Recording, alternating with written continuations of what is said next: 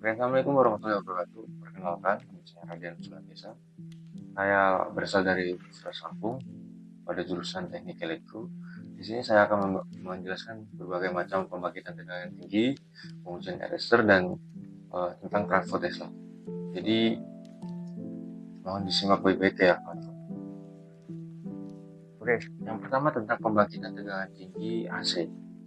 Di mana pembangkitan tegangan tinggi harus bolak-balik, itu adalah pembangkitan tegangan tinggi AC yang dimana dibangkitkan dengan tegangan input 220 volt itu dari tegangan sumber dari PLN, lalu di step up dengan transformator uji itu menjadi tegangan tinggi hingga nilai kilovolt. Nah, ada beberapa tujuan dari pembangkitan tegangan tinggi AC ini, yaitu antara lain tentang pengujian tahanan isolasi, kedua tentang pengujian tegangan tembus udara, gas, minyak, dan lain-lainnya, serta pengujian kekuatan dielektrik, pengujian rubi-rubi dielektrik, pengujian corona, pengujian ketahanan peralatan terhadap tegangan tinggi bolak-balik. Jadi segala macam ujian itu bertujuan agar mengetes peralatan itu masih bisa digunakan untuk pilih tentang ketahanan isolasinya itu, guys. Oke, yang kedua itu pembangkitan tegangan tinggi AC itu menggunakan transformator uji yang dimana trafo uji memiliki jumlah lilitan yang lebih banyak dan outputnya mencapai kilovolt. Nah, pada pembangkitan tegangan tinggi AC itu menggunakan transformator uji itu karena itu bisa membangkitkan tegangan tinggi itu hingga kilovolt dengan nilai kilovolt itu, tetapi arusnya itu lebih kecil. Beda dengan transformator distribusi, ya sangat besar. Jadi di sini digunakannya transformator uji. Oke, selanjutnya rangkaian pembangkitan tegangan tinggi AC, di mana rangkaian itu bekerja dengan memanfaatkan transformator stepper itu untuk menaikkan tegangan AC dari sumber rendah menjadi tegangan tinggi AC. Nah, tegangan AC input ini terlebih dahulu diberikan ke sisi primer pada trafo, yaitu kemudian pada sisi sekunder dihasilkan tegangan AC yang jauh lebih besar. Nah, itu tuh sesuai dengan perbandingan rasio lilitannya. Lalu tegangan tinggi ini selanjutnya dihubungkan ke rangkaian kapasitor dan resistor.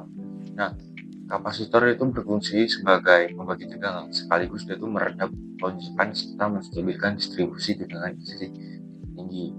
Nah, sedangkan resistor itu bernilai besar, itu yang berperan sebagai pembatas arus dan beban pengaman agar arus yang mulai tetap kecil dan aman untuk pengukuran. Nah, alat ukur itu dipasang pada bagian tertentu ini, itu untuk memantau nilai tegangan keluarannya. Selanjutnya ada pembangkitan tegangan tinggi DC atau arus arah. Nah, pembangkitan tegangan tinggi DC itu adalah proses menghasilkan tegangan arus arah dengan nilai yang sangat besar. Itu yang sama pada pembangkitan tegangan tinggi AC, dia di atas beberapa kilovolt. Nah, tegangan ini itu dibuat dari sumber AC yang dinaikkan tegangan oleh transformator, kemudian disearahkan oleh penyarah dan diperhalus dengan disitu.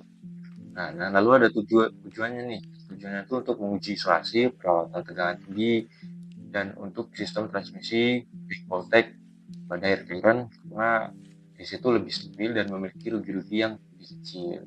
Kurang lebih tujuannya sama seperti pembangkitan tegangan tinggi C ya, kawan.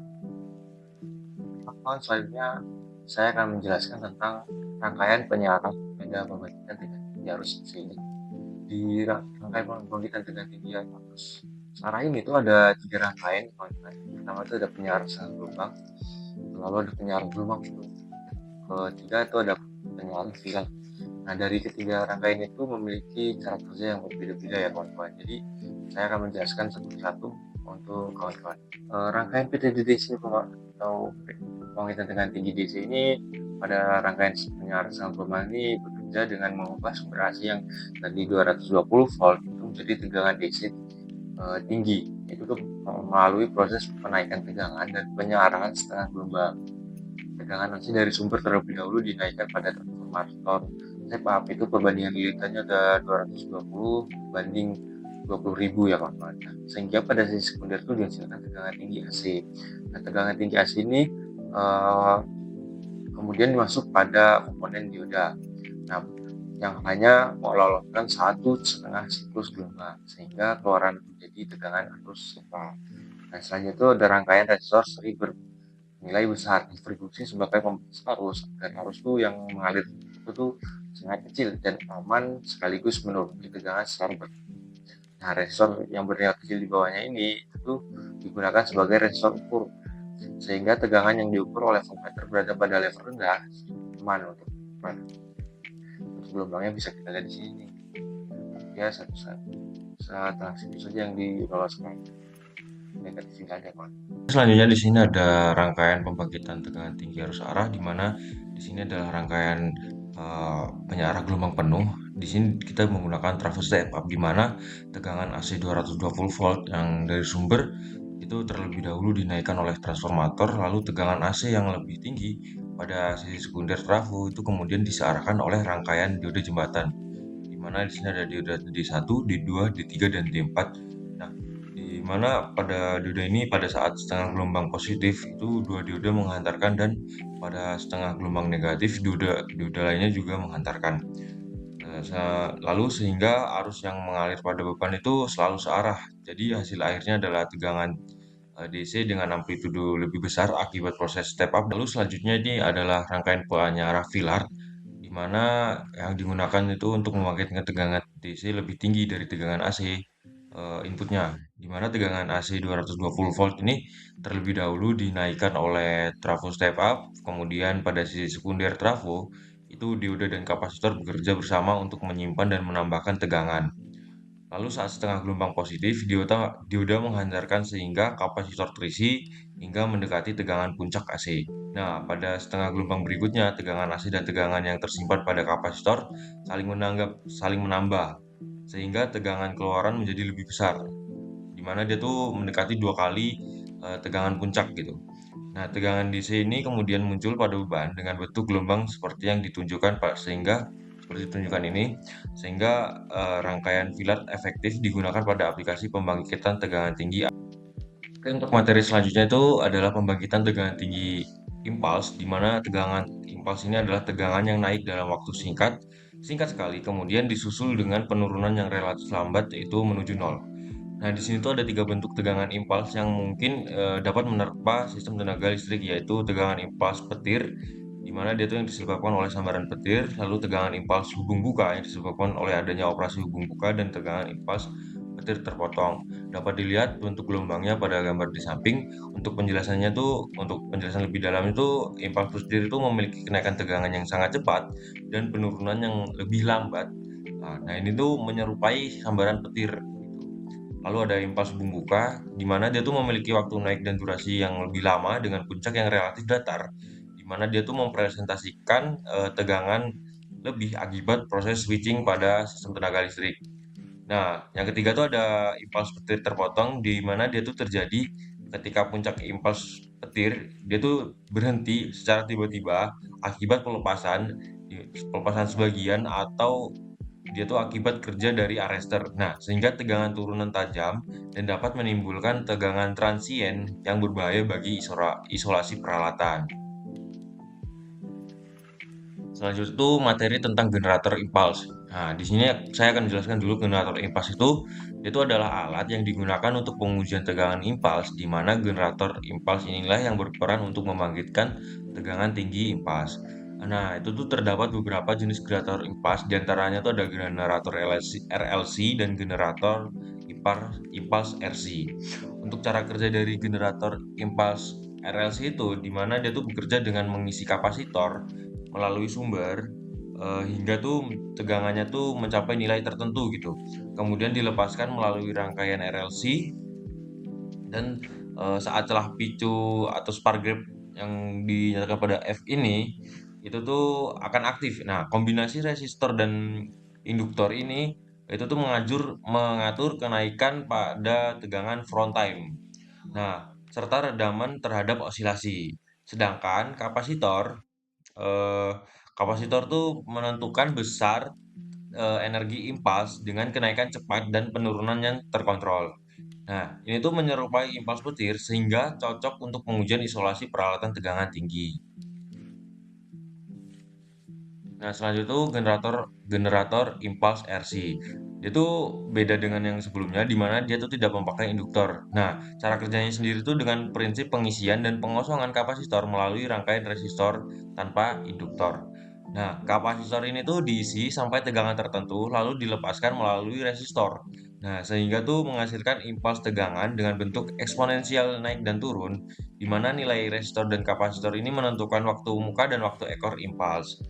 Jadi rangkaian ini tuh lebih sederhana dan umumnya tuh digunakan untuk menghasilkan impuls switching atau impuls dengan bentuk gelombang yang lebih landai dibandingkan generator RLC gitu guys. Oke, selanjutnya tuh ada standar tegangan impuls. Nah, untuk dilihat ini tuh jenis gelombang dengan standar IEC ya guys. Nah, untuk penjelasannya itu untuk tegangan tinggi impuls petir itu ditentukan sebagai berikut. Jadi di sini ada titik P, itu pada muka gelombang di mana tegangan sama dengan 0,3 kali tegangan puncak, dan titik Q itu pada muka gelombang di mana tegangan sama dengan 0,9 kali tegangan puncak. Nah, yang kedua itu ada garis yang menghubungkan titik P dan Q itu memotong sumbu waktu di mana titik potong garis penghubung ini tuh dengan sumbu waktu adalah titik acuan 0 aksen ya guys. Nah, pembangkitan tegangan tinggi tersebut dalam laboratorium dipengaruhi oleh tegangan impuls terpa hubung. Tegangan ini tuh hampir mirip dengan tegangan impuls petir, tapi memiliki tempo yang lebih panjang.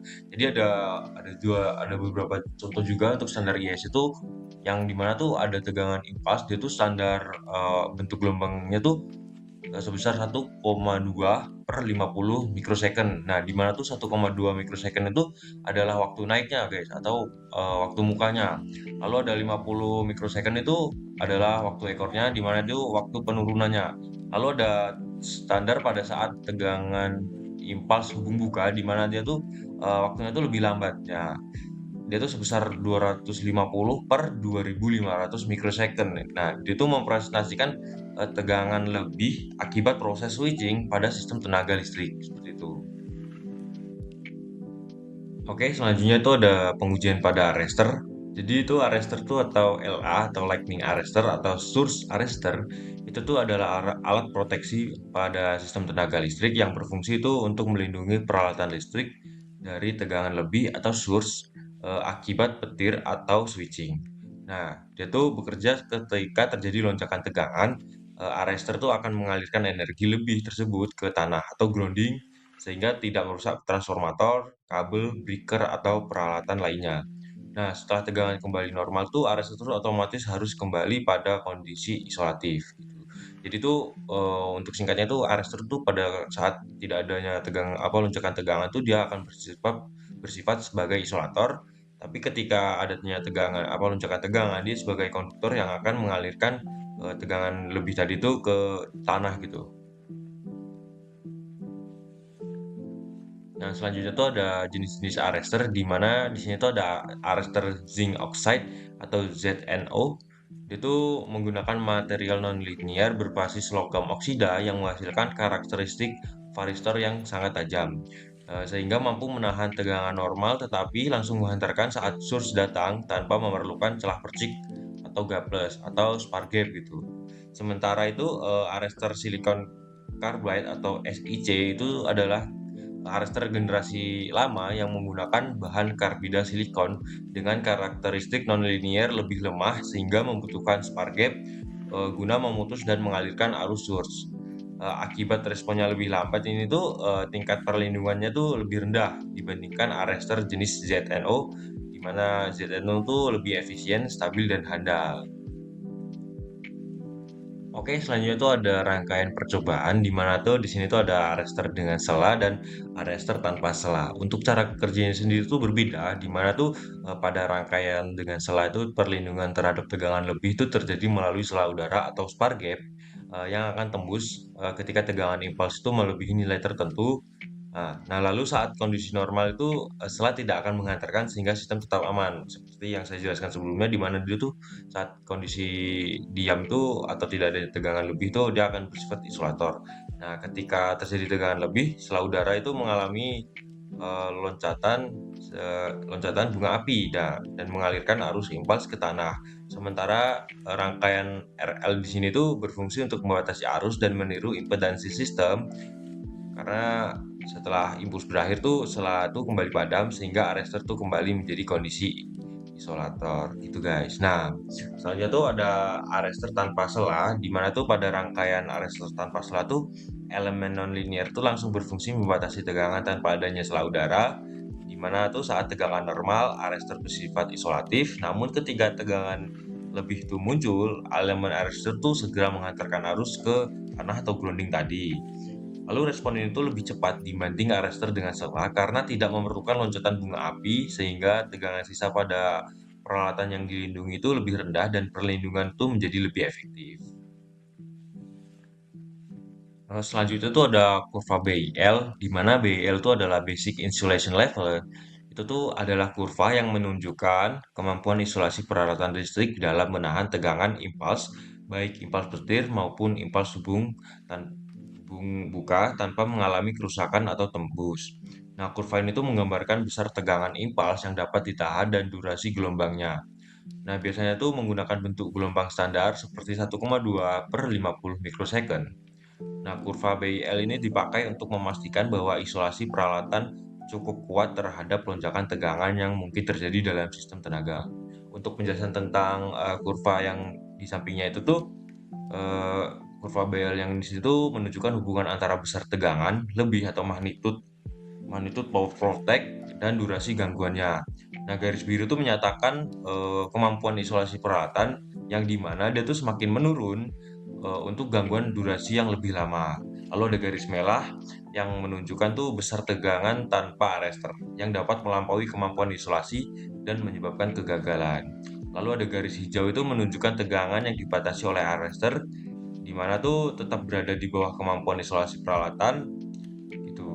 Nah, kurva ini tuh menegaskan bahwa arrestor tuh berfungsi melindungi peralatan dengan menurunkan tegangan lebih agar sesuai dengan basic insulation level ini. Untuk penjelasan materi berikutnya tuh tentang pembangkitan tegangan tinggi arus bolak-balik berfrekuensi tinggi menggunakan trafo Tesla.